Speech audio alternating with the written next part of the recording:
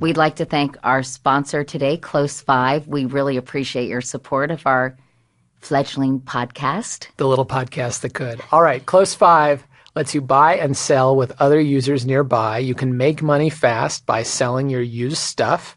You turn your clutter into cash.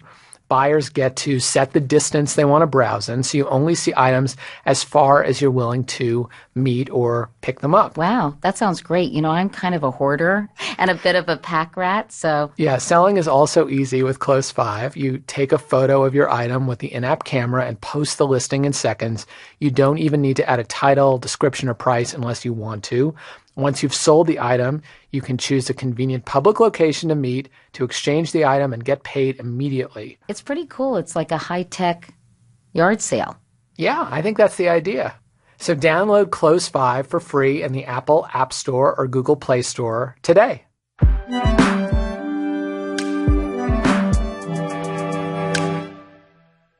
I am woman, hear me roar, in numbers too big to ignore, and I know too much to go back and pretend. 'Cause I've heard it all before and I've been down there on the floor. No one's ever gonna keep me down again. I am strong. I am invincible. I am woman.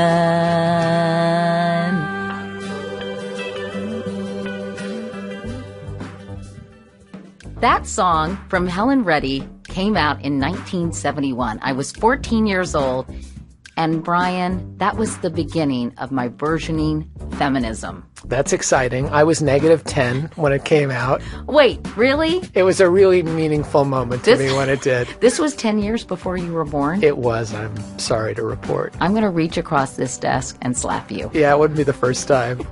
Anyway, yeah, that's equal rights, isn't it? Yeah, but, right. You know, I think that song was so important to me in my formative years, that and the Mary Tyler Moore Show, because let's face it, Brian, she could take a nothing day and suddenly make it all seem worthwhile. Why are we talking about all of this? Well, at the convention in Philadelphia, we saw the first female nominee for President of the United States in history. And no matter what your politics are, that's a pretty big deal. So we wanted to get a take on what this means, how people feel about it. We went out to Times Square to talk to women and men, boys and girls, about the prospect of the first female president. Do you want to talk to me? Hi. And here's some of the things they had to say. Where are you from? New York. I was born in Harlem. Oh, you were? Well, how do you feel about potentially having a female president? It's everything. It's everything that we need. Does it mean anything to you? I mean, it's kind of surprising. Why? Because, like, if it's, like, the first girl, I mean, it's always a new thing, so... How old are you? 14. You're 14 years old. Okay. So how do you think you'll feel if, in fact, Hillary Clinton's elected and you watch her being inaugurated? Proud. Kind of like we could all do it, too. Like, maybe one day I could be president. I think it's more significant of the person and the character rather than the person's gender. When I look at voting for somebody, I'm not looking at sex, race, religion, anything. I'm looking at what they stand for and what they're doing. And so how do you feel about, can you tell me who you're voting for? I'm leaning much more towards Trump than for Hillary. How do you feel about it? Honestly, it doesn't matter. I think it's a good opportunity. Personally, I feel like having a female president will probably change the standards of, I don't know. I feel like it's kind of unequal in a world of men and women. We get paid less, men get paid more. So if Hillary does become president, maybe those rules will change where everyone is kind of equal. As long as she's a good president, then it would be great. So her ability matters more to you than her gender? Half and half.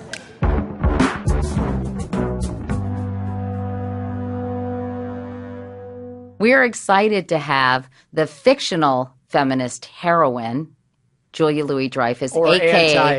anti-heroine, Selina Meyer, who is currently running the country, at least on HBO. Like so many Americans, I have a massive girl crush on Julia Louis-Dreyfus. I first met her as Elaine on Seinfeld, And I did a story on the final episode of Seinfeld. So I went to the set. We had so much fun. And in fact, she taught me some of her moves on the dance floor, which is my favorite Seinfeld episode. That explains so much about you on the dance floor. Hey, wait a second. I'm a really good dancer. I have to work hard to look like a bad dancer, actually, Brian. Come on. Yeah. But I don't know, we just hit it off. And of course, I'm so thrilled for her success on Veep because I think the show is brilliant and she is brilliant in it. And she was nice enough to let us give her a call at her house in L.A. Hi, Julia Louis-Dreyfus. Hi, Katie Couric. It's very exciting to have you join our podcast. And It's, by the way, because we're in my house, it's possible things are going to happen while we're talking. That's okay. Like my teenager is still asleep upstairs, and so he may come down and ask for breakfast. Okay. All right. This is a good time to teach him how to boil an egg. Exactly. This is Brian Goldsmith, who's a huge fan of yours. I am, and a huge fan of the show. Thank you. Thank you. Thank you. So welcome to our little podcast. Well, thanks for having me on your little podcast. Do you listen to podcasts? I do, yeah. I think they're amazing, actually, and I listen to them when I have a long drive or on a plane. Which are your favorite podcasts? Well, I'm a big Ira Glass, This American Life fan. That's sort of what I usually go to. And then the Moth series and stuff like that. Yeah. Well, there's so many. I don't know. There's so much material out there that's actually really worthy. I don't know how people ingest all the incoming good quality stuff, right? No kidding. I mean, between podcasts and all the good television that's out there on cable, I don't know. I guess we should never get out of bed. I think you're right. That's how I feel sometimes, honestly. But talking about good television, we have to talk about Veep. I mean, listen, it is so hilarious, Julia. And I know the creator left and you were very insistent that you wanted to keep the show going. I feel like it's better than ever. Thanks. That's so nice of you to say. And apparently you're extremely involved in every bit of it. The writing, and when you shoot a scene, you say, why don't we do it this way or that way? In other words, you're a control freak in the best possible way. Yes, I think that's why you and I like each other. I think you're right. But I mean, obviously, I think you're still having a fantastic time. And the C word, I think, was one of my favorite episodes ever. Oh, really? Oh, you know what? My husband directed that episode. I know he did, which made me like it even more. Isn't that funny that that's the episode he directed? Well, I think everybody was talking about it, and people just loved it so much. And when you look ahead, I mean, have you started shooting for next season? We have started writing for next season, but not shooting yet. And so where do how do you figure out where you're going to take the show? Because I think a lot of people worried when she became president, it was going to lose its edge because so much of the comedy was based on her being a second banana. And yet it got funnier and funnier. And can you give us, without a spoiler alert, any indication of how the show is going to move forward? Well, yeah, I can in broad terms. I mean, I can say that Selina Meyer is a political animal. I mean, fundamentally in her core. And so that's not going anywhere. And she was president for a very short period of time. And you can even make the argument that she wasn't even quite elected, And so it's very important to her. A top priority for her is to remain relevant. Relevancy is the name of the game. So, you haven't seen the last of her. Let's just put it that way. And I think that's, this woman is always trying to get uphill, and that will remain in place. Because even when she was president, she was campaigning to try to stay president, and in fact, campaigning to get elected president because she sort of fell into it the first go round. It's remarkable to me how many people I know in politics who say that Veep is actually the most accurate depiction of what real life in elected office is actually like. Not House of Cards, not The West Wing, but Veep. Does that thrill you or scare you, or some combination of the two? I guess it's a sort of a cocktail of the two, but more thrill me than anything else because I feel as if we've worked very hard. I mean, we've worked really hard to make the show funny, first and foremost, but we've also worked really hard to keep it plausible. So much of the behavior and storylines goes through sort of a sieve in which we say, okay, is this plausible? Would this happen? Can this happen? Is this too broad? Is it just the right of small? And so I'm thrilled at that. And I do believe, I know it may seem as if I'm very cynical about politics and so on. It actually has, in a weird way, kind of made me have even more respect for those people in politics who I think have remained true to their core and who have an elevated sense of and correctly so of doing the right thing and sort of following an idea as opposed to just a single person or an ego. And those people exist. And so, and I've had the good fortune to run into them. And of course, there are plenty of people in politics who don't fall into that category, but I think there are plenty who do. So I'm not undone by the reality of the show. You have real political or former political pros who contribute to the show. You have also great journalists like Frank Rich, who, had a great proximity to power and wrote about it through the years. I can't help but wonder how the juxtaposition of the Trump campaign and the craziest campaign season, I think, that you and I and most people can remember, how that is kind of playing out in terms of how Veep is developing as well. Can you talk about that a little bit, Julia? Yeah, well, I'll tell you something. What's going on in the Trump campaign, I am telling you, if you were to take his language, the sentences that he speaks and put them down on paper, or the realities that occurred at the Republican convention, i.e., Melania Trump plagiarizing the speech, either wittingly or unwittingly, whatever, but it's a fact. It's too broad for our show. Yeah, real life is crazier than Veep. It's too big. I'm telling you, if they had said that, I would have said, no, guys, we're not going to do this. This is broad. This is like a cartoon. When you come up with stuff like that slogan, continuity with change, which is sort of a parody of a political of a slogan, and it turns out the Prime Minister of Australia basically copied it. His was continuity and change. Yeah, so he changed the what is that, conjunction or whatever, and then he got a lot of shit for it, and then I guess he changed it again. Yeah. But isn't that remarkable? That's one of my favorite moments. Julia, what do you think of this whole Trump campaign when you see it just as an American citizen? And who on the show is most like Donald Trump, you think? On the show, I guess the person who's the most like Donald Trump on our show is Jonah Ryan, only because, played by the wonderful Tim Simons, only because he's completely ill-suited for the job of congressman and unfit is the word of choice these days, and potentially mentally unstable all in one. So I would say that Jonah Ryan is as close as we can get to Trump, but he certainly wasn't fashioned after Trump. Are you being inspired by some of the things you're watching on the campaign trail? And I don't mean inspired as a person, I mean inspired as a writer and someone in the field of comedy.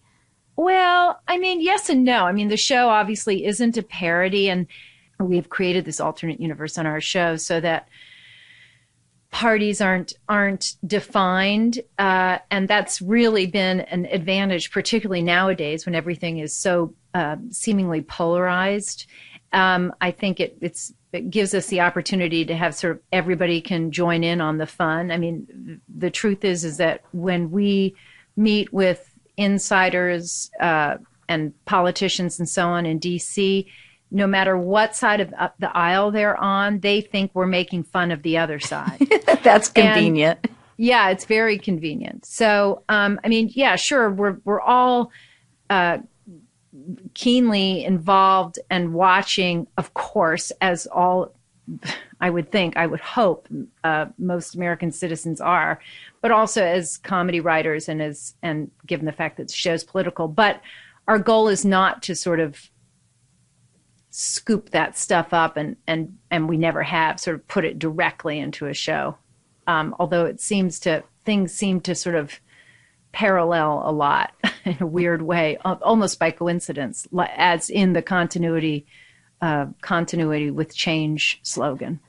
Let's talk about your sort of political leanings. I know you're supporting Hillary Clinton. Yes. And I'm curious about how you feel she's being portrayed out there in the world, and if you feel that she's being portrayed fairly, because there is, I'm sure you've talked a lot about sexism, both professionally, politically, et cetera. And do you think that's entering into the conversation, even in a subtle way? I think it's in the conversation and we don't even know it. For instance, we're talking about it right now. Right. And we wouldn't be talking about it if it wasn't an issue. There's no avoiding it. It's an extraordinary achievement that she's the first female candidate for president, nominated candidate, I should say, and at the same time, she is being seen through a lens as such. People talk about those pantsuits, and people talk about, look, let's put it this way. A man who is, I've said this before, but a man who is decisive and stern is, I would say, garners a certain amount of respect. But I can't say that's the same necessarily for a woman. And I really think that's all you need to know. And you play the first female president on your show. Yeah. How do you think about portraying that character? Are you trying to send a message in any way about... No, I'm trying to be funny, period.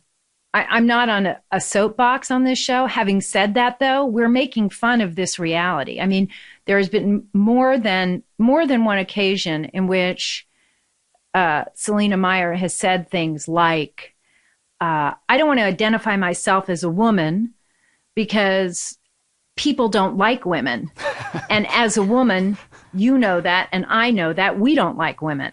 So, I mean, and I'm completely botching what the line was, but we've said a variation on that line multiple times throughout the seasons. Yeah, and the word lady balls is used many times on the show. Yeah, lady balls for sure. I was asking Brian about, does the show really kind of take on sexism in a significant way? And we were scratching our heads and saying, not so much. It seems to be somewhat gender neutral in terms of the comedy that's part and parcel of the show. Would you agree with that? Except for those some exceptions? I mean, I think we do take it on, but I think we take it on. It's between the lines, and I think the very concept of the show takes it on. Now, we should say there are a lot of female conservatives who are not supporting Hillary, having nothing to do with sexism, but because they fundamentally disagree with her. Oh, listen, I'm not even suggesting that people aren't supporting her only because she's a woman, for those who aren't supporting her. I'm not suggesting that. I'm just saying that people, it's a different kind of judgment, period. That's what I think. Right. In fact, she said as much, talked about sort of Hillary standards, right? And thinks she's been very open about that. And do you feel like that exists, obviously, for women in Hollywood still? There's been so much discussion in recent years about the dearth of great roles. You did a very funny skit with Tina Fey and Patricia Arquette, and Amy Schumer comes up as your last effable day. And I think that was also about ageism. Are we not allowed to swear on your podcast? Well, I don't know. You did say shit the other day, and that got a lot of attention on social media. It did? Did it really? Oh, yeah. So if I correct you and say it's called the last fuckable day, maybe it'll get more attention swear on on social our media. podcast. Fuck it. Anyway, what was the question? The question was about the video, the last... Oh, yes. Yeah, and I was just going to say, is it still very frustrating to be a woman in Hollywood? Sure. Why not? I know. Is that a stupid question? I know it sounds stupid, but I feel like things are starting to change a little bit, or are they not? I don't know. It really depends. I mean, no. I mean, I guess they are, just because we're sort of talking about it, and I think there's certainly been more movement in the world of television and cable, a movement in the right direction for more gender equality and also diversification, I would say. But certainly not in film, I don't think. I don't think that's the case in film. And it's definitely harder to age in show business as a woman than it is for a man. But I would say that there's plenty room for improvement. Yeah, how can we change that? You know, as somebody who's about to turn 60, that would be me, not you. I think about will it ever change? Because it seems to me the preferred age of actors or newscasters even is in their 30s and 40s. Right. So how do you change that? By continuing to work and setting an example, you know, and having some lady balls, because as much as you can or feels appropriate. I mean, I executive produce my show and I call a lot of the shots, and but that hasn't always been the case, and I'm glad it is now. And I try to hire as many capable women as we can, and but it's not easy. It took a long time for me to get into this position, and I've had to work hard to get to this moment. But I'm happy to be here. I was going to say, maybe because of you, though, it will be easier for the women who are coming after you. And yeah, I feel that way for me, Katie, too. Yeah, you know, that I had to put up with so much BS when I anchored the CBS Evening News that I feel like the women behind me don't have to deal with quite as much. I mean, there's still a certain amount of it that they're going to have to tolerate, but it just sort of gets easier. The less novel it is, the easier it becomes. Yeah, I think that's exactly right. The less novel. And, you know, assuming that Hillary gets elected, you know, think if you're a little kid right now. Think if you're 10 or 12 years old and the first president in your memory is a African American man, and the next president is a female. I mean, think how that changes your point of view on life generally. I think it's enormous. Well, we should talk about for a second your own relationship with Hillary Clinton, because she sent you a note in early 2013. Can you tell that story? I can. Well, it turns out that when we shot Veep in Baltimore, Maryland for the first 4 years, and someone who was in our makeup department also did the makeup for Hillary Clinton. And this was back when she was Secretary of State. And so for Christmas, the hair and makeup folks, who are all good friends of mine, gave to me a buck slip that says Secretary of State on it, and it's from Hillary Clinton. And hold on, I'm in my office. I'm going to get it. And it says, Julia, you're a great Veep. Hope you can get gun control, immigration reform, and job creation this season. All the best, Hillary Rodham Clinton. And this was in January of 2013. So you can imagine how thrilled I was to get this. It was just amazing. And you thought, wow, this show is really breaking through. Yes, exactly. And so I had it framed and loved it. And then her emails came out, and a bunch of them, you know, were put out there for public record or whatever the word is. And somebody tweeted to me, "Did you see this?" Which I had not, because I'm really not interested in reading all of her emails. And the email is from Hillary to somebody who works for her saying, "A friend wants me to sign something for Julia Louis-Dreyfus for Veep. Any ideas?" Louis, by the way, is spelled Lewis. That's not how I spell my last name. So she's a huge fan. And her guy wrote back, "Let me brainstorm on this one, do some research. I confess I haven't seen the show." So it was just perfect. And so I printed this up, and then I reframed this so that the buck slip and the email are next to each other, because it's just quintessentially, it's everything about this I love, to be honest with you. And it's nothing against Hillary at all, but it does speak to, frankly, what our show Veep is very much about. And so but I was thrilled to have this connection and then to have this buck slip from her. It's just crazy, isn't it?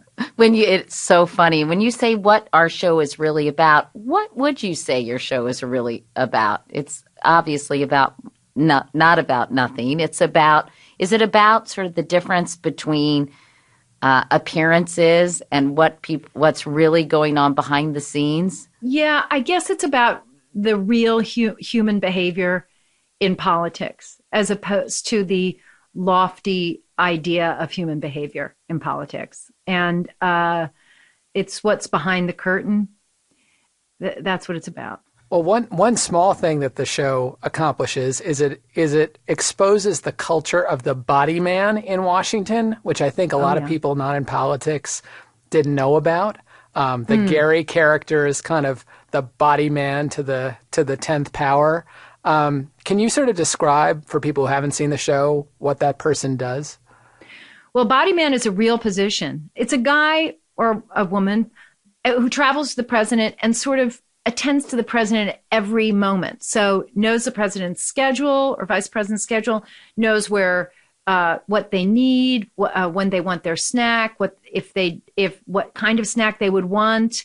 They have Kleenex, they have anything is in a bag that they carry with them. Throat lozenges. Purell. Throat lozenges, Purell, Tampax, whatever you need, they've got it.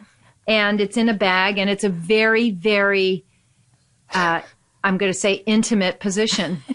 Doug Band was body man to Clinton for many years and rose up to run the Clinton Foundation. At first glance, I guess you could say seemingly menial job, but in fact, it's kind of just the opposite. And Tony Hale plays my body man on Veep, and we have so much fun together. You have no idea. He's a great. Katie, have you met him? I have. He is so funny. He's he is that guy. He is the great, and it's funny because we're very close, and in a strange way, like when we're working together, he's sort of that same guy to me in a weird way. I mean, not that he follows me around with the bag, but there's the Leviathan. We should exactly say. The Leviathan. But there's sort of an intimacy there that is comfortable. I don't know how else to say it. Well, you have such an incredible group of people on that show. I mean, every last one of them. It is such a true ensemble. And the people behind the scenes, as Katie mentioned earlier, are political pros who've been in these positions. Do they kind of go through the script writing process with you and say, well, this could happen, this doesn't happen? My pal Eric. Yes, we have these political consultants who work on the show from both sides of the aisle, by the way, and vet our scripts. So, which is fantastic. And they go through and say exactly that. This isn't plausible. You would need more Secret Service in this scene. There's no way this person would be allowed to enter the Oval, all that kind of stuff. And they've been there, they've lived and breathed it, so they know. And most of the time, I would say we follow their advice. Sometimes we don't for the sake of comedy or telling of a story. But for the most part, we really do, because it's important to us to make the thing seem grounded, you know? I mean, but with this election season, it seems like the sky is literally the limit. I mean, you have Scott Baio standing in front of a sign that says count at the Republican National Convention, and he's standing in front of the O.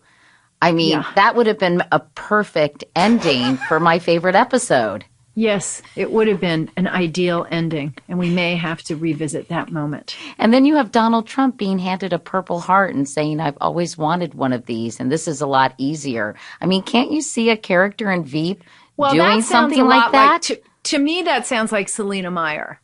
Yeah, exactly. Who, by the way, is also unfit to be president.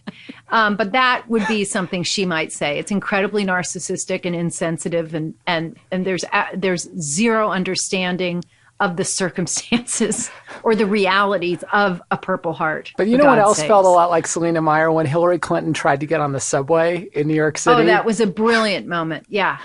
trying to get that Metro card to work. Oh, it's just too fabulous. Exactly, because for those of us who actually do take the subway, there's a particular rhythm with which you have to swipe. And for those people who don't take the subway, it's kind of hard to master on your first go. And, it was kind of a modern moment, a modern replay of George Herbert Walker Bush at the grocery store scanner, right? Where he couldn't figure out sort of how much milk cost, right? He marveled at the scanner and its ability to detect immediately what sort of food was coming across the table. Right. Well, I mean, these guys live in a bubble. Let's not kid ourselves. Do you think we expect too much of our leaders? We want them to be in touch and down to earth, and we also want them to make these big decisions about war and peace? Yeah. I'm not sure down to earth matters. I think intelligence and wisdom is really the name of the game. But I don't know how that sells. I was going to say, in this day and age, and then you watch what happened with Brexit, it seems like anti-intellectualism is so profoundly popular now. The guy who said, "Don't listen to experts. Experts don't know anything." It's been fascinating and also terrifying, unsettling to watch people dismiss anybody with any level of expertise or experience. Why do you think that's happening? I don't know, but it's not a good sign. I mean, it's happened in other times in world history, and it's never a good thing. Striving for I don't know. I don't know what to say. I'm kind of despondent about it, actually. I think, let me just put it this way. Let's get out the vote. We got to get out the vote. This is what this election's all about. If we can get out the vote, I think Hillary will win, and I'm going to work really, really hard to help get that in place. Well, maybe if she wins, she'll be a guest on the next Veep. What do you think of that? No, that won't work. I love her to death, but she's not getting into Veep, and neither is Donald or any of these other people. We don't put any real life people in our shows. We created this alternate universe very, very specifically and intentionally, so that so we don't have any of that. We don't even have real journalists or anything on our show. We've just completely made another world altogether, which I'm actually quite glad about. Otherwise, we'd fall into areas we wouldn't want to go to, I think, comedically. Well, maybe Larry David could be a Bernie Sanders-like character. No. Katie, no. Okay. He's already done that. That's true. And brilliantly, I might add, brilliantly.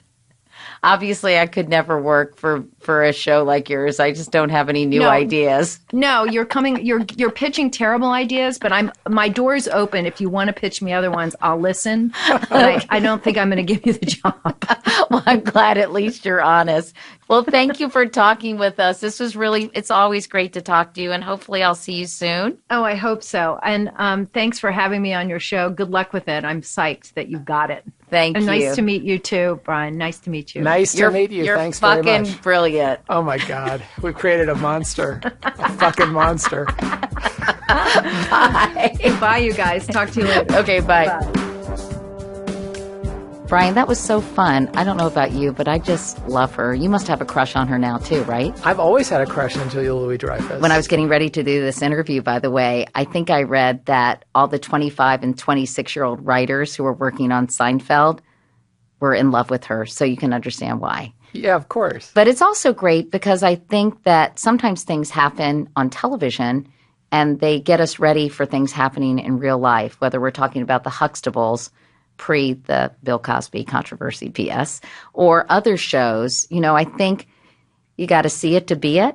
And so when you see it on television, it normalizes it. We're going to talk more about women in politics, but first we're going to take a quick break. But after that, we'll talk with a reporter who's gotten some of the closest access possible to Hillary Clinton, New York Magazine writer Rebecca Traister. But first, a word from our sponsors.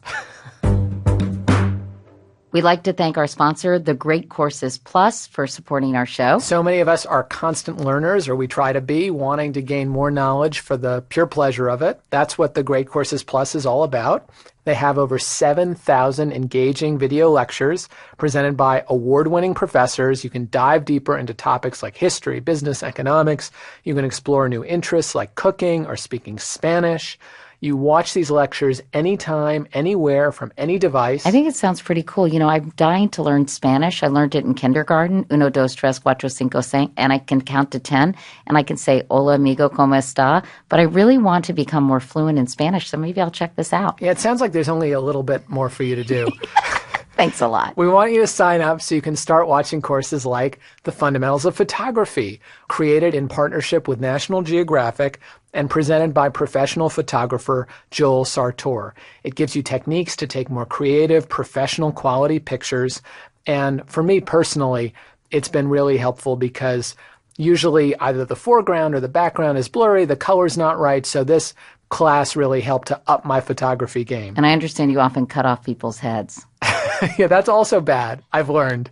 And right now, as one of our podcast listeners, you'll immediately get a free month of unlimited access to all of the Great Courses Plus lectures when you sign up. Sign up now at thegreatcoursesplus.com/ Couric.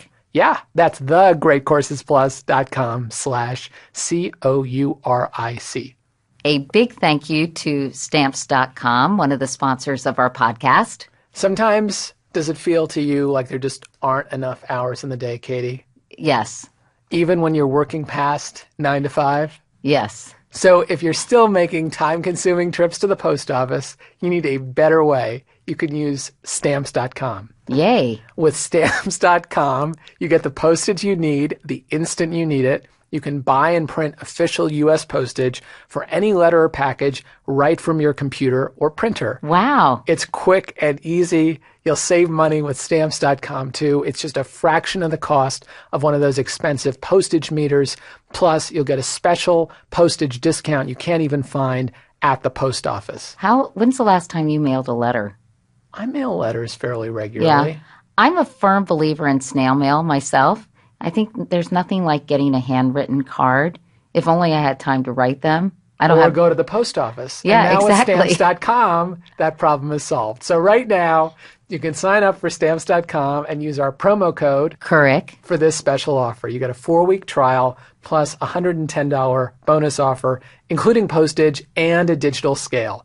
Get started with Stamps.com today. Within minutes, you'll be printing postage right from your desk. Go to Stamps.com, and before you do anything else, click on the microphone at the top of the homepage and type in Couric. That's Stamps.com. Enter COURIC.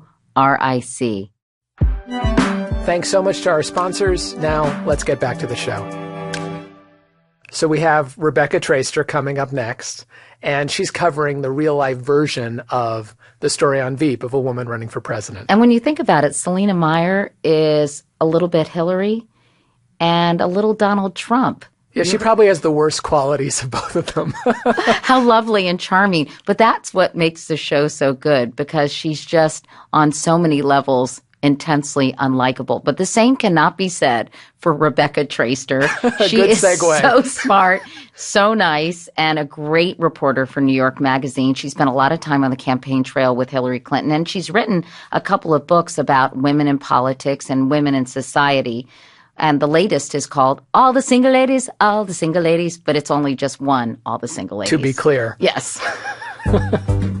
I'm so happy to have you here. Hi, Rebecca. Hi, I'm happy to be here. Before we talk about the great work that you've done, tell me a little bit about yourself, because you are a generation younger than me. I hate to admit. What do you say so quickly, Rebecca? I hate that.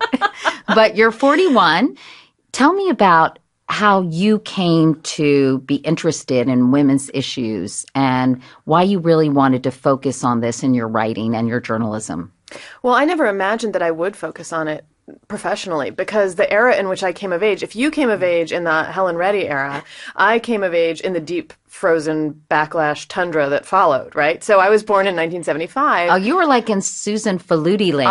I was in Susan Faludi land, honestly. And so, the year I went to college was the year that Katie Roiphe's book, The Morning After, which sort of attacked the on-campus anti-date rape movement.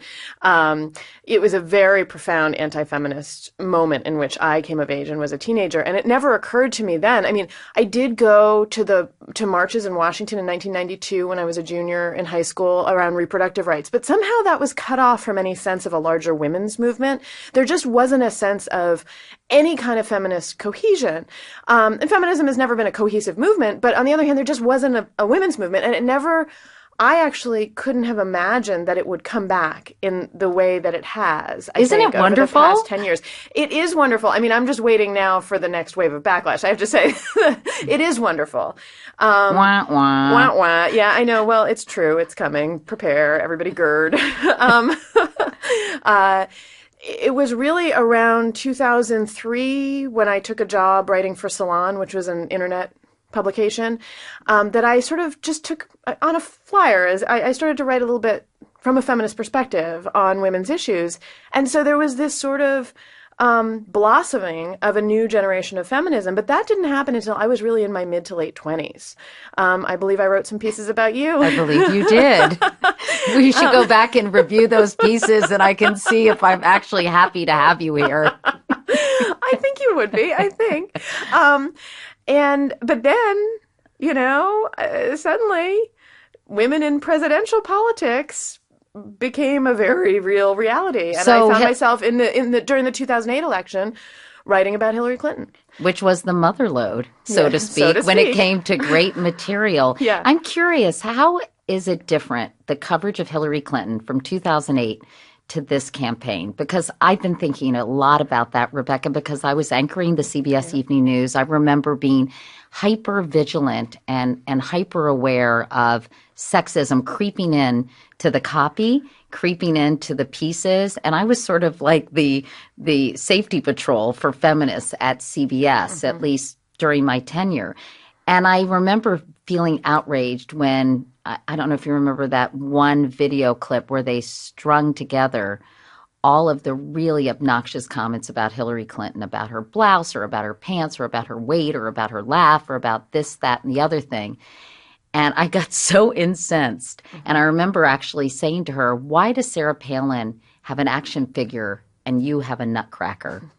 I remember that she question. laughed That's a great question. so loud. Yeah. But do you think it's changed now with the coverage of this campaign? I don't think it's been entirely ameliorated. I think it is different. One of the clips that's very famous from 2008 is somebody on Fox News saying, she's like your ex-wife standing outside a probate court.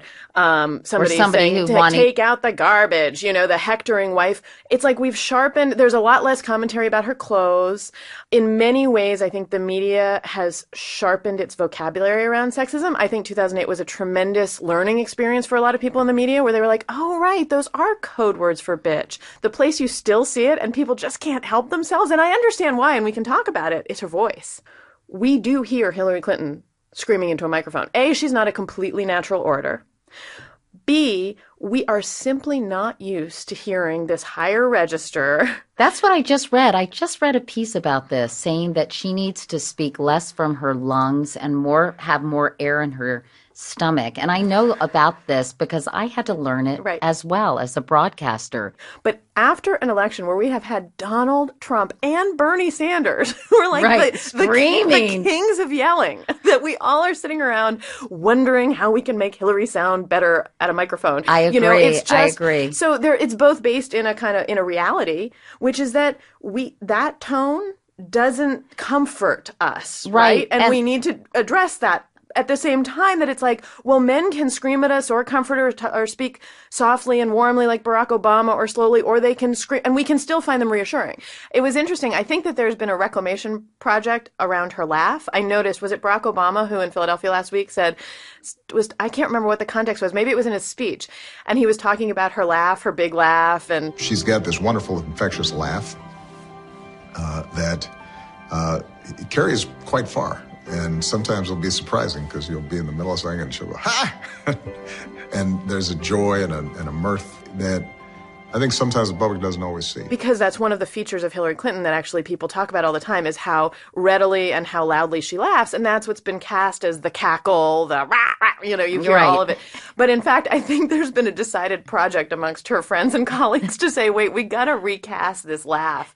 We're rebranding the laugh as one of the warm and appealing and, one of the appealing things about her, instead of something that we're going to only hear about as off-putting. So, but yeah, all of this, I mean, the big issue here is, and this is part of what's radical, and it was radical with the presidency of Barack Obama and will continue to be, it is trading in all our models for what presidents look like, for what political leadership looks like. And that really does mean a national adjustment of our norms, as you say. What went through your mind, Rebecca, when she came out in Philadelphia and there was this moment where it was, everyone had to acknowledge this was a new chapter in American history. Mm-hmm. And just 2 days before that, she talked about the significance of her candidacy when she was on that big jumbo screen. I'm happy for boys and men, because when any barrier falls in America, it clears the way for everyone. In 2008, it seems that she really wanted to deny her gender in many ways. She was directly advised by Mark Dick Morris. Penn. Was it Mark Penn or Dick Morris? Mark Penn. Yeah, by a lot of people. I mean, and that wasn't a crazy piece of advice, given that we, again, have no model for how to run a woman successfully for the presidency. And but it turned out to be very bad advice for 2008. Of course, we'll never forget that moment in New Hampshire when she showed some emotion in that diner, talking about how challenging it was for her to run for president or to be criticized or something. Mm-hmm. And that was completely against type and against what she was being advised to do. And that was the moment where she seemed to catapult higher up, at a higher standing, right? Yes. Part of what was happening in that period in New Hampshire was it was the most sexist media coverage that she had gotten. She'd lost Iowa. And it's like all of these guys, I'm using guys loosely, but it was mostly guys, in television media who'd had to be respectful of her for all this time. Suddenly she was losing, and there was a dancing on her grave. I mean, if you go back and listen to the way that, for example, Chris Matthews, who I like and respect very much, and I detail this in the book that I wrote about it, a lot of people were just thrilled that Hillary was not only going to lose, she was going to lose early and she was going to be humiliated. And there was all of this really premature grave dancing in those days between Iowa and New Hampshire. And the moment that she cried, I mean, at the time, I was somebody who was not terrifically sympathetic to Hillary Clinton. And I had become so enraged listening to the media get excited about her impending doom. And it's like it had all come into focus for me. It obviously made her more vulnerable. And I think powerful women become more palatable and more appealing when they show us their vulnerabilities.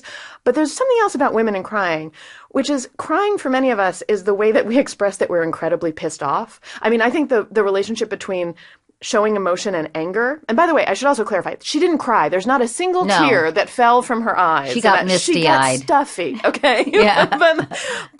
But there was something about that.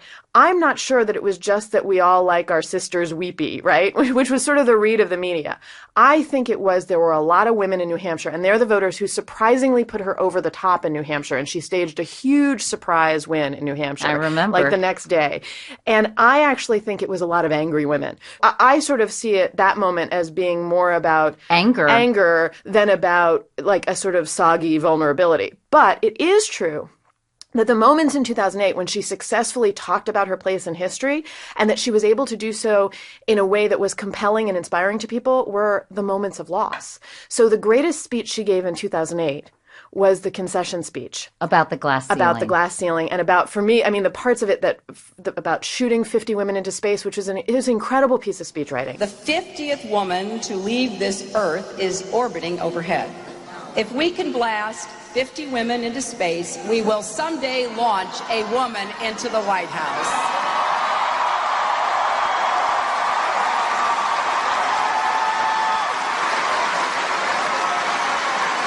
And although we weren't able to shatter that hardest glass ceiling this time, thanks to you, it's got about 18 million cracks in it.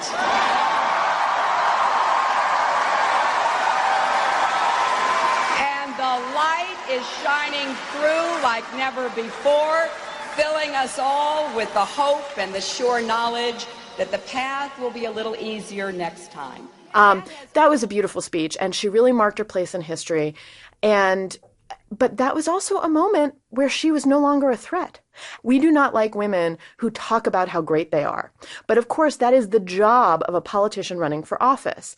And one of the things that she was freed to do in 2008 when she lost was sort of talk about how great she was, or at least how historical she was, in a way that wasn't threatening anymore because she wasn't up for the job. But don't we dislike when men talk about how great they are too? I mean, I get turned off by conceited people in general. Right. Well, and men in a political context, they're supposed to be running for office. Of course they're out there telling us that they're better than their opponent. But that's still disconcerting and hard for us to hear, or at least hard for us to feel warmly about when it's a woman. And I think that's especially true, by the way. I think it's going to get easier for her now that she's in the general. That was especially true when the people she's addressing are people who are divided in their loyalties between her and Bernie Sanders in this past race, and between her and Barack Obama in 2008. Another person who has good politics. I mean, you're dividing your natural base because everybody sort of has the same ideas about policy and ideology, and you have these two candidates who probably many of us felt warmly about in one way or another. And it's even harder to hear the woman saying, I'm the better candidate for this job than that guy. That is still very discomforting for us. I would say this time around, she embraced her gender much more enthusiastically. Why? Well, I think she realized it had been a mistake in 2008. I mean, there are lessons that I think she drew from Barack Obama's campaign correctly. He also was very careful and had to be in terms of how he talked about race.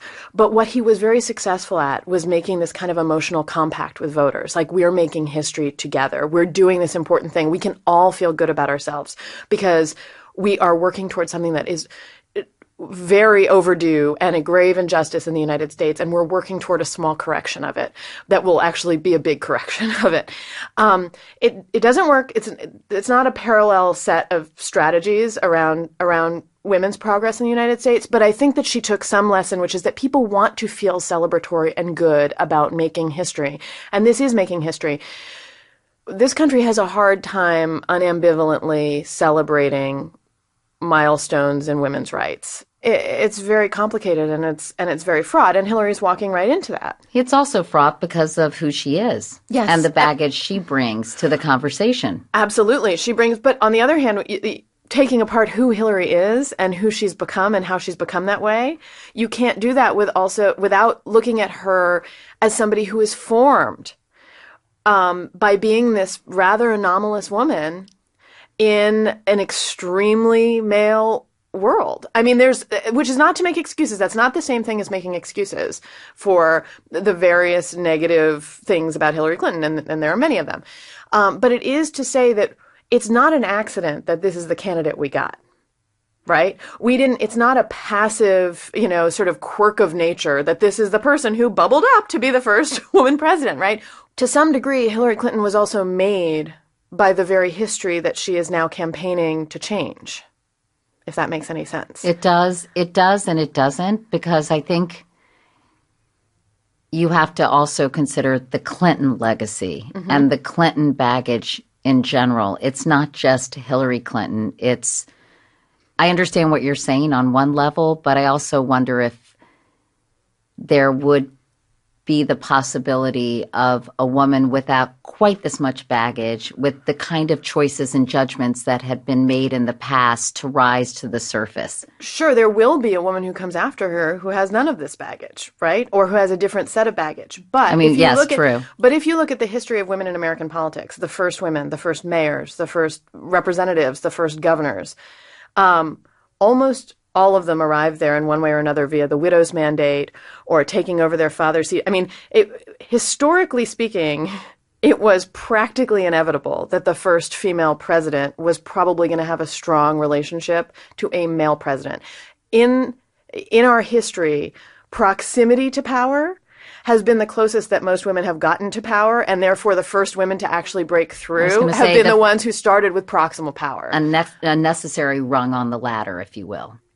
I mean, I think even if she doesn't get elected, the mark of her political legacy is so big, both between 2008 and this year, that it is already readjusted. She's helped already to readjust our eyes and ears to the idea of what somebody could look like on a presidential stage who's not a white guy. I have to ask you about the white pantsuit, because I didn't realize until recently how symbolic that was, that Geraldine Ferraro wore white, for example. And there have been other examples, the suffragettes. It was the color of the suffragists. The suffragists wore white with gold and purple sashes. So that was probably no mistake, was it, that she wore a white pantsuit, which I thought looked really nice, by the way. Is that wrong for me to say? No, by the way, I should say, we talked earlier about sort of being critical about clothes. I'm on the bandwagon for discussing clothes because that's part of the history. Again, we've never had a president who wore pantsuits, who, had to worry about cleavage. In 2008, there was an article in the Washington Post about Hillary's cleavage. We've never had that before. Really bugged me, by the way. I'm glad you brought that up because that really annoyed me. The tone and angle of that story. I don't mind sort of discussing it because it's something that people notice and think about and contemplate, but I didn't like the way the person wrote that piece. That's very fair. The thing I would defend is the noting, for example, that she wore white when she accepted the nomination. And we can't be so uptight that we can't talk about it. I just wish men had more interesting garments to sport because they're so boring. There's nothing to really talk about. I know. And that's why, when I did the CBS Evening News, a lot of people commented on my clothes and my hair and my makeup and the way I held my hands. And there's a fine line of noticing, appreciating, even discussing, and having that be the prevalent thing that is incoming for people. Right. And the amount of energy that I imagine that you spent having even to listen to that stuff compared to your male predecessors, to your male colleagues. I'm sure that was also true on the Today Show. Oh. I'm pretty sure you probably heard more. Do you think anybody discusses what Scott Pelley is wearing during an interview ever? Right. But anyway, enough about me. Let's talk about Hillary and how she was able to, just to put a button on this clothing conversation, neutralize the whole discussion about what she was wearing. It's so interesting to me, Rebecca. I just read a whole piece on how pantsuit. Why are women wearing pantsuits and men wearing suits? Pantsuits, the term started to be used in the 1860s when little boys wore shorts with their jackets. And there is something slightly demeaning about pantsuit. Infantilizing, right? That's that's one of the ways we deal with women is we treat them like they're children. If we're going to indulge the clothes thing for one more second, I have to say that my very favorite sartorial period for Hillary was when she was Secretary of State. She started wearing these big pattern dresses. I thought about it, kind of muumuus. The thing about that period was that the way she was dressing and handling herself, she was so busy and it seemed like she was so powerful and like she just didn't give a shit. For me, it was her at her most sort of beautiful, if I'm going to evaluate the sartorial choices. But now I think she's so busy, it's just as easy to have a set of pantsuits. And she knew that if she wore a big pattern dress right now on the presidential trail, we would never hear the end of it. It would be Armageddon. It would be Armageddon. So, Hillary has very bad numbers when it comes to trustworthiness. No surprise. And likability. But so does Donald Trump on the likability front. How much of the I don't trust her is a proxy for good old-fashioned sexism in your view? Well, a lot of it. I'm actually in the midst of writing a piece that delves into the history of distrust and women and the way that we can talk about women as fundamentally unreliable, as deceptive, as a way of diminishing their potential power. Sort of the history of that? And a little bit. I interviewed somebody, so I'm writing this piece and I interviewed a professor who said to me, it was such a great point. She said, whenever we talk about our dislike for women, so often it comes down to the fact that you just can't trust them in a way that goes back to the Bible. This sense that women are fundamentally deceptive and duplicitous is an extremely old theme. With Hillary Clinton, you have somebody, if you're just going to compare Clinton and Trump on this on this ground, right? There are all these PolitiFact rates, people's truthfulness. And if you look at the charts of sort of 20 of the most powerful politicians in the country right now. Hillary comes in second, right below Barack Obama, and just above Bernie Sanders and Jeb Bush, interestingly, as the sort of most truthful politician. Jill Abramson, who is another female first, and she was the former editor of the New York Times, wrote a big piece in The Guardian about, as somebody who had been in charge of all these investigations into Hillary Clinton's purported malfeasance, what she found after having reported on it and edited pieces about these massive investigations was that she was a fundamentally honest person. And yet, these allegations that she's duplicitous stick to her. We just can't trust her. There's something about her we can't trust. It is irrational based on what we actually know. And we can take one story like the emails. The fact that she did she set up her own server and went around, and that can be our evidence. And fair enough, except that Colin Powell also, operated in similar ways with regard to the emails. But in fairness, there wasn't the FBI investigation. She didn't say, I never sent classified information, where there was classified information, according to Comey, on 7 of those email chains. It's not quite as cut and dried as that. It's not as cut and dried as that. And that's why, in many ways, I don't know that Hillary Clinton's dishonesty, and there are moments of it, I don't know that sets her apart from politicians. Politicians are known to be dishonest, and Hillary Clinton is a politician who is sometimes dishonest. The way in which it has blown up to be the most salient feature of Hillary Clinton, I think, flies in the face of rationality. Then you look at somebody like Donald Trump. Donald Trump delights in lying to us every day. He takes pleasure in it. He contradicts the thing he said the day before. He tells you something that is easily disprovable with 4 seconds on Google. It's like he practically enjoys getting away with this stuff. And when when voters talk positively about what they like about Donald Trump, what is it? He's a straight talker. Right. He tells it like it is. He says the things we're thinking and can't say. Right. There's something transparent. And even though he's disliked, you're right, he also has very bad favorability numbers. The reason that one of the reasons people say they like him is because there's something just straightforward about him. So, yeah, I think it's probably gendered in ways that are very deep and very complicated. Conversely, what we're seeing happen in the Trump campaign is fascinating in terms of its, I would say, cluelessness about women's issues, as evidenced by the comments he has made recently about sexual harassment. Mm-hmm. I always say I got into television when harass was 2 words instead of 1. It's a very good line. Thank you. It always gets a laugh. I also say that gravitas is Latin for testicles. Yes. So obviously I come to this from a very unique and probably specific point of view. But I thought watching this conversation about sexual harassment in the workplace has been fascinating because I feel that I have been in a time machine and taken back to a Mad Men episode in terms of the understanding of sexual harassment by Donald Trump when he says, if Ivanka was treated like that, I think she wouldn't put up with it or she would go get another job and even her brother saying similar things. She's too tough and strong. That would never happen to her. Right. So what do you think of those comments? My perspective on them is that they're probably not as clueless as we think. Really? At the beginning, you think they're playing to an audience? I think their cluelessness is part of their appeal to the audience. I think that Donald Trump takes a pride in and understands that part of his popularity is based on the fact that his worldview when it comes to gender and race is rooted in a Mad Men era. That is, I thought at the beginning of his campaign that there would be corrections of this stuff.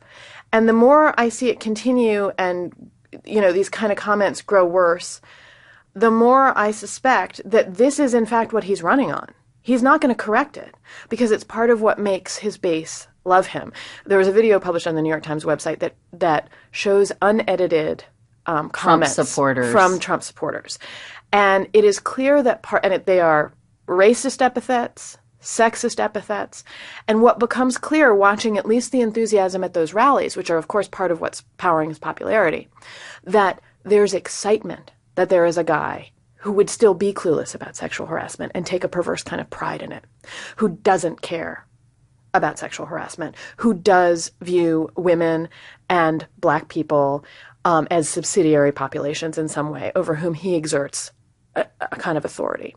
That is part. And so yes, it may be clueless, but the expression of his cluelessness, I don't think is an error on his part. I think it is part of what he is running on. Sometimes I wonder about the women's vote, because I think about the wives of many of these disenfranchised, alienated, working class voters who are perhaps more traditional and live in areas that are less urban. Are we discounting the possibility that in some cases women adapt the political positions of their husbands? No, that's real. Married women vote Republican. So white women vote Republican. So is it too big a stretch to say that women are going to come out for Hillary and Yes. she's going to do super well? It's too big a stretch. The populations of women who are likely, based on past polling data and past elections, to come out for Hillary are young women, women of color, all the single ladies, unmarried women, who I've just written a book about. Right. Unmarried women are perhaps one of the more powerful voting blocs in the country. And one of the biggest, right? In 2012, they were 23% of the electorate. They, by many measures, won Barack Obama re-election. And they are predicted in 2016, it's predicted that of women voters, more will be unmarried than married in 2016. And they vote very left. They need a new compact with their government. They need a new set of social policies. They need things like paid leave, higher minimum wage, subsidized child care, equal pay protections, all kinds of things that Democrats are promising. Single women are likely to vote for Hillary Clinton, especially over Donald Trump, who's like a sexist ogre, by a huge margin, probably much larger than what we saw in 2012, if I were to guess. But married women still tend to vote Republican by a smaller margin. Having said that, has Donald Trump changed that? He may. There are a lot of people the female distaste for Donald Trump seems really high. And it's hard to know until we actually see until we get more polling and until we see how people actually act when they go into a voting booth. Because I think there are some hardcore female Donald Trump supporters. Of you course, see them at you the see them at the rallies. You know, they are angry about some of the same things his male supporters are angry about. And I think that they're being underestimated. Yeah, I mean, I think that they are being underestimated. I think they're going to be very vocal, very loud. And yes, I certainly think that there's going to be a big percentage of women who vote for Donald Trump. I don't think it probably is going to be as big as it might have been were it Marco Rubio or Jeb Bush that Hillary Clinton was running against. Let's talk about your time with Hillary Clinton on the trail and bring it full circle. You spent a lot of time with the Clinton campaign. You wrote a piece for New York Magazine all about her. Tell us something about Hillary Clinton that we don't know. Well, you know, the thing that I will say, having spent time with her, is something that you may not feel it, but you may have also heard it from other people who've spent time with her. She's very funny, and she's immensely warm, and she's quite relaxed. And I think that those things are... I just heard people putting on their brakes all over America and going, what? Yes. I was really struck by, because for years, as somebody who'd written about Hillary and read everything that's ever been written about her, I knew that there was this split between how people who know her say she is, oh, she's funny, she has a great sense of humor, she laughs all the time, she loves her friends, versus her public perception, which is like cold, driving, ambitious, or calculating, of course, can't communicate with anybody. I knew that there was this dichotomy. And then when I sort of got in and got to spend time with her, sure enough, I was like, wow, it really is true. But I think the thing that surprised me, I was like, right, she is funny and she does laugh and she has a great sense of humor and clearly has a terrifically warm relationship with the people who are in her circle. The thing that I didn't know was how calm she'd seem. The other thing is that she was so good at the basics of campaigning. We hear all the time about Hillary Clinton's not a natural candidate, and it's true, she's not a natural orator. But the sort of handshaking, remembering everybody's name, remembering a detail, oh, I remember when we saw each other however many days ago, how's your kid doing, how's that kind of glad-handing retail politics. She was just absolutely smooth and capable, and it was like watching an Olympic athlete. That was also surprising to me. There was nothing awkward or chilly about her one-on-one or with the people that she was talking to on the trail. Are they going to unleash this Hillary Clinton? Will she allow herself to be unleashed like Aladdin comes out of that little lamp and suddenly you're going to say, oh my gosh, she's so much different than I thought? I think that they would like to unleash her, but I don't know if it's possible on a large scale. I mean, this is one of the challenges. All this stuff is in one-on-one campaigning or in small groups. As soon as you put her on a stage in front of a large crowd, it becomes much more difficult. She's capable of it, but it's a much more difficult project. They won't let her talk to enough reporters. No, she needs to talk to more press. I have been saying, let me talk to her. Let me do an interview with her. I've known her since 1992. I did her first interview as First Lady. I'm like, just let her be herself. Obviously, I'm going to ask tough questions, duh. Right. But I think she needs to show that side of her, and I just don't understand why they're so reticent. I think put her in a venue where it will come out. I have had the same frustrations for many years. I mean, it's been many years that I've been asking to talk to Hillary Clinton in one capacity or another, and it took a really long time. I think she has an antipathy toward the press. And I think, though I may understand some of it, she's had a rough time of it over the past 25 years. I always say I hate the press, and I am one. Right. But this is an instance in which I think it would be good for everybody if she could figure out a way to get over it. And I don't yet see that happening. And to bring it full circle, are white men of a certain age just a lost cause at this point? Well, they're certainly not a lost cause in terms of the policies that she's putting forth. I mean, one of the interesting things about the platform and the way she's campaigning is that she's working hard for them. And, college-educated white men are actually breaking for her. Right. I'm talking about working class. Working class white men she's having a very hard time with. And there are all kinds of arguments about why that might be. One of the interesting things about her campaign is that while strategically I think there is an argument that she could sort of cut the losses on that because her base, of voters of color, women, that strategically the best move is to turn out the vote in those areas. She is actually choosing to really work hard for the working class white vote. I mean, she picked Tim Kaine. And there are a lot of arguments for picking a running mate who would be both more progressive and in many ways appeal to other populations, to other constituencies. She picked the white guy, the Southern white guy, talking about raising the minimum wage, infrastructure jobs, green jobs. These are all economic issues that would have a profound impact on America's white working class. Whether or not she wins their votes, it is true that she's proposing policy that would hopefully be good for them. But Donald Trump is tapping into a feeling. Mm-hmm. And those are two very different things. Yep. What about Bernie bros? We hear, and young feminists or young women in general. Madeleine Albright got into a lot of trouble when she said her famous line, which I've often quoted, there's a special place in hell for women who don't help other women. And I think young women felt that was a real affront, saying we're not going to vote for Hillary simply because she is female. Do you think that they've come around? And what about male supporters of Bernie Sanders under the age of 30, for example? Well, I haven't seen the numbers post-convention, but going into the convention, more former Bernie supporters had said that they were going to vote for Hillary Clinton than Hillary's supporters said they were going to vote for Barack Obama going into the 2008 Democratic Convention. That, yeah. So I don't have a tremendous worry that they're not going to come around. What about women under the age of 30? There was this generational divide when it came to Hillary Clinton, at least in the primaries. Mm-hmm. What are you hearing from some of them? My impression is that a lot of young women are actually, and I've heard from a lot of them who are Bernie supporters, who are going to vote for Hillary Clinton. I think young women are going to move to Hillary Clinton fairly quickly. I think many of them already have. And I think some of them actually were excited. Many of the Bernie supporting young women didn't hate Hillary Clinton.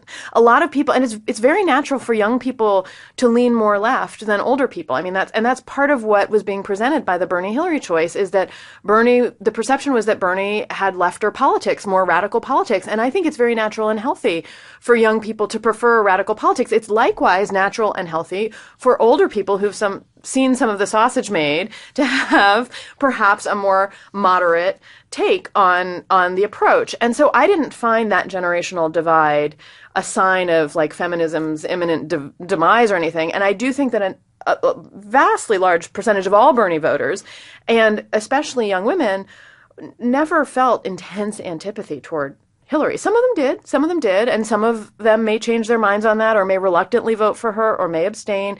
And then we'll see how they feel about her if she becomes the president. We'll see how everybody feels about her if she becomes the president. But I'm not worried that young women as a population are going to stay away from the polls in November. I actually think that many people who think they don't care, many people who assume young women don't care about electing a woman president, I believe they'll be surprised, this is my guess, by the number of women who wind up turning out to vote for her and feel pretty excited about it. Rebecca Traister, so fun to talk to you. It was really fun to be here. Thanks for having me. Thanks to Greta Cohn and the Right Reverend John Delore for producing the show. The Right Reverend! I wonder how many shows before you stop doing that. Thanks to Mark Phillips for our theme music, and thank you for listening. If you want to leave us a message, please do so at... Let me do this part. 929-224-4637. Please subscribe, rate, and review the podcast. It helps other listeners to find the show. And we'll talk to you next time. Bye.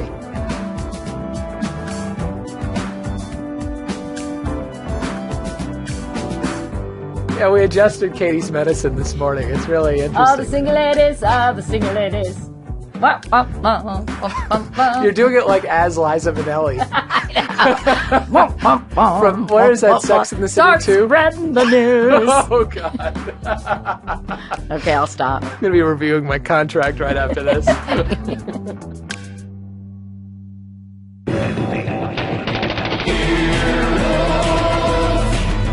This has been an Earwolf production, executive produced by Scott Aukerman and Chris Bannon. For more information and content, visit earwolf.com.